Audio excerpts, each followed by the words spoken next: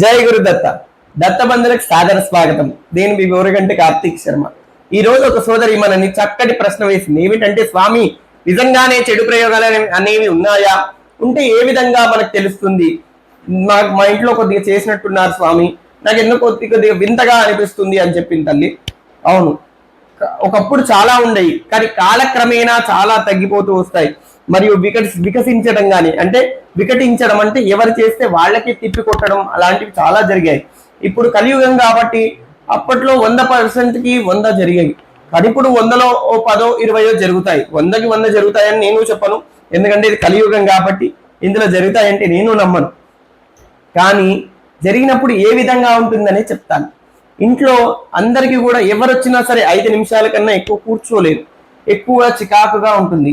ఇంట్లో ఏదైనా ప్రశాంతంగా ఆలోచిద్దామన్నా సరే ఆలోచించడం కుదరదు.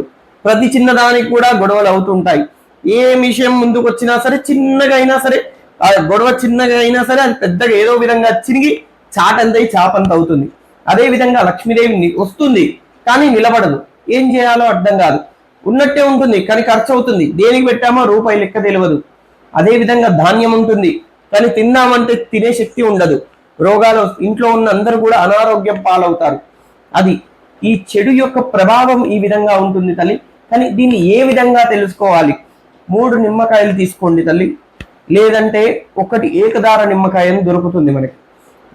ఏకదార నిమ్మకాయ దొరకని పక్షంలో 3 నిమ్మకాయలు తీసుకోండి. తీసుకొని ఇంటి యజమాని పడుకునేటప్పుడు తల కింద, అంటే మెత్త కింద పెట్టుకొని పడుకోండి.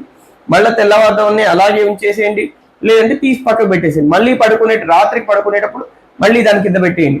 ఆ 3 రోజుల్లో అది కొంచెం కలర్ మారి మొత్తం కూడా చేంజ్ అయిపోయి, మొత్తం నల్లగా అయిపోయి, అన్నీ కూడా మురిగిపోయి, లేదంటే ఒట్టిగా ఎండిపోయి చాలా వింతగా అయిపోతుంది చూసారా? అప్పుడు ఆ ఇంట్లో ప్రభావం అనేది ఉంటుంది తల్లి. ఆ ప్రభావం ఏ విధంగా తీసుకోవాలి అంటే, అష్టమి రోజు భైరవారాధన చెయ్యాలి, లేదంటే కాళికాదేవి ఆరాధన చెయ్యాలి. వీళ్ళిద్దరి ఆరాధన చేసినతో తప్పకుండా అది ఎవరైతే చేశారో వాళ్ళకి తగులుతుంది తల్లి. అంటే వాళ్ళకి తగలకుండా మీ దగ్గర నుంచి వెళ్ళిపోవాలని చూడాలి తప్ప వాళ్ళకి తగలాలని మనం ఎప్పుడూ కూడా చేసుకోవద్దు. మనకున్నది తొలగిపోతుంది. అలా చేసుకోండి తల్లి, తప్పకుండా శుభం కలుగుతుంది. అష్టమి రోజు ఏ విధంగా చేయాలి? ఏం చేయాలంటే, అష్టమి రోజు కాలభైరవ హోమం చేసుకోండి, లేదంటే కాళికాదేవి హోమం చేసుకోండి, నరఘోష హోమం చేసుకోండి, అఘోర మూల మంత్ర హస్త హవనం అనేది ఉంటుంది తల్లి. ఆ సంపుటీకరణం చేస్తారు. ఆ హోమం చేసుకోండి తల్లి. తప్పకుండా కూడా మీ ఇంట్లో ఉన్న చెడు శక్తి అంతే కూడా వెళ్ళిపోతుంది, మంచి శక్తి ప్రవేశిస్తుంది.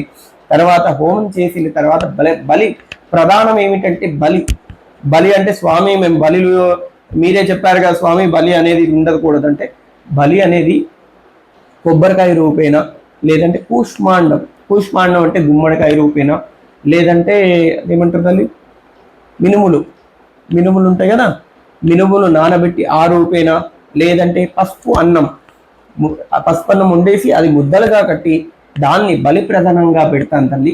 అంతేగాని కోడినో కానీ మేకనో కానీ మనం పోయాం. మన ప్రధానం. కానీ బలి ప్రధానం ఏ విధంగా ఉంటుందంటే, కొబ్బరికాయ రూపేణ, గుమ్మడికాయ రూపేణ, లేదంటే అన్నం ముద్ద రూపేణ కానీ మనం బలి పెడతాం తల్లి. ఆ బలి పెట్టిన తర్వాత హోమగుండం చుట్టూరా 5 ప్రదక్షిణాలు చేసి ఆ స్వామివారికి మనసారా ధ్యానించండి.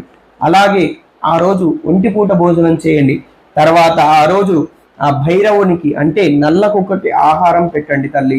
తప్పకుండా చెడు ప్రభావం అనేది తిప్పికొడుతుంది. మీ దగ్గర మీకు చేస్తున్నారో మీకు కాకుండా వెళ్ళిపోతుంది చెడు. అది మనం వాళ్ళకి చేయాలని తెలీదు, కానీ తిప్పి కొడుతుంది. మీకు మాత్రం ఆ చెడు ప్రభావం అనేది కూడా తొందరగా వెళ్ళిపోతుంది తల్లి. జై గురుదత్త.